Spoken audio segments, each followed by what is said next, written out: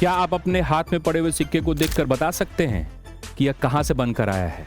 हर सिक्के की अपनी एक जर्नी होती है, तो आइए पता करते हैं आपके हाथ का सिक्का कहां से बनकर आया है। इंडियन कॉइनेज एक्ट 1906 के तहत भारत में सिक्के भारत सरकार के द्वारा बनाए जाते हैं और भारत सरकार यह सिक्के 4 जगहों पर बनाती है। हैदराबाद की चेरलपल्ली और सईफाबाद में सबसे पुराने मिंट्स हैं जिनकी स्थापना 1903 में हुई थी, उस समय के निजाम के द्वारा।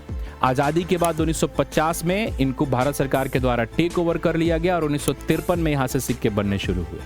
फिर 1929 में ब्रिटिश इंडिया के द्वारा एक मिंट मुंबई यानी कि बॉम्बे में स्थापित हुआ था और दूसरा मिंट अलीपुर कोलकाता में स्थापित हुआ था।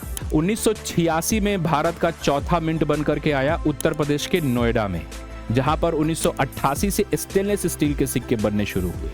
इसके अलावा इकोनॉमी में सिक्कों की हाई डिमांड रहने पर भारत सरकार के द्वारा भारत के बाहर भी सिक्के मिंट किए गए, जैसे कनाडा में, मैक्सिको में, यूनाइटेड किंगडम में, साउथ कोरिया में, साउथ अफ्रीका में, रूस में, मैक्सिको में। आइए पता करते हैं कि आपके हाथ का सिक्का कहां से बन करके आया है। हर सिक्के के पीछे उसका मिंटिंग ईयर लिखा रहता है। उस ईयर के नीचे अगर स्टार बना हुआ है तो इसका मतलब है कि वो सिक्का हैदराबाद से बनकर आया है। अगर उस ईयर के नीचे डायमंड बना हुआ है तो इसका मतलब है कि वह सिक्का मुंबई से बनकर आया है।